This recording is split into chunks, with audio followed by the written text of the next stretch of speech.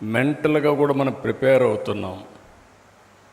అన్నీ కూడా ఒకసారి చూసినప్పుడు తొలి పండుగ అంటే అన్ని స్వీట్సే కాదు, అన్ని రకాల సమస్యలు ఉంటాయి. ఈ సమస్యల్ని ఎదుర్కొనే సంస్కృతి సాంప్రదాయాలు మనకిచ్చింది మన సమాజం, మన కుటుంబ వ్యవస్థ అని చెప్పి కూడా నేను మీకు తెలియజేస్తున్నా. ప్రపంచంలో ఎక్కడా లేని కళలు కానీ, సాంప్రదాయాలు, పండుగలు, ఆచారాలు ఇవన్నీ మన దేశానికి ఉన్నాయి.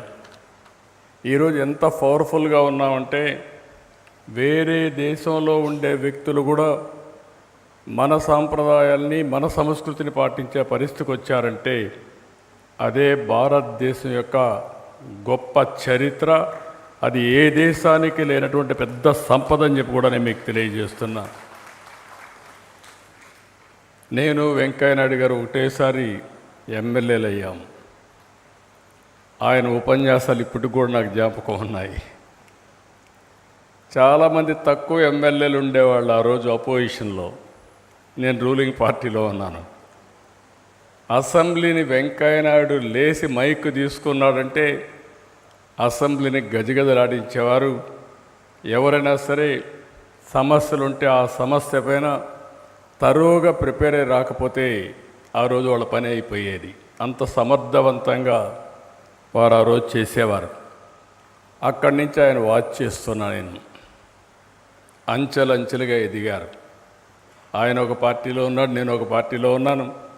కానీ ఎక్కడున్నా ప్రజాహితం కోసం ఆలోచించే ఏకైక వ్యక్తి మన రాష్ట్రంలో గౌరవ వెంకయ్యనాయుడు గారు అని చెప్పి కూడా నేను మీకు తెలియజేస్తున్నాను. ఏదో ఆయన పొగడడానికి కాదు, ఆ రోజు చూశాను.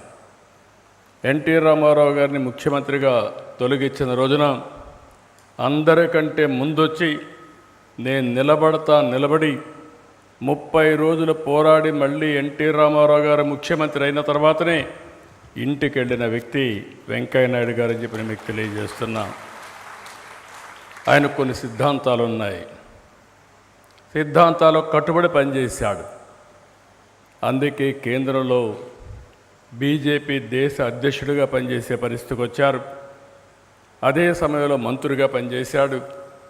కడాన అత్యున్నతమైన స్థానం భారతదేశ ఉపరాష్ట్రపతిగా వారు పనిచేసి రిటైర్ అయ్యే పరిస్థితి వచ్చారు.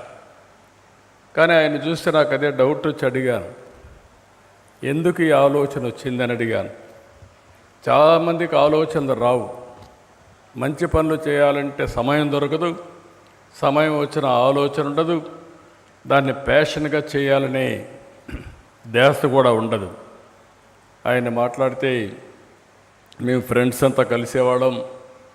ఒకసారి నెల్లూరులో కలిసిన తర్వాత ఏం చేయాలి, ఏదో ఒకటి చేయాలనుకుంటున్నాం, మనం ఇంకా ఒక నిర్ణయానికి రాలేదంటే ఆ రోజు దీపగారు, మీరు అనుకుంటూనే ఉన్నారు, కాలయాపన అయిపోతూ ఉంది, మీరు చేయాలంటే నెల్లూరులో ఒక సెంటర్ స్టార్ట్ చేద్దాం, తర్వాత ఏం చేయాలో ఆలోచించుకోవచ్చంటే ఆ రోజు వాళ్ళందరి ఆలోచనలో పుట్టినటువంటి ఈ ప్రాజెక్ట్ ఈరోజు చూస్తే తెలుగు రాష్ట్రాలకు ఒక పెద్ద ఆస్తిగా తయారైంది. దానికి మనస్ఫూర్తిగా అభినందిస్తున్నాను.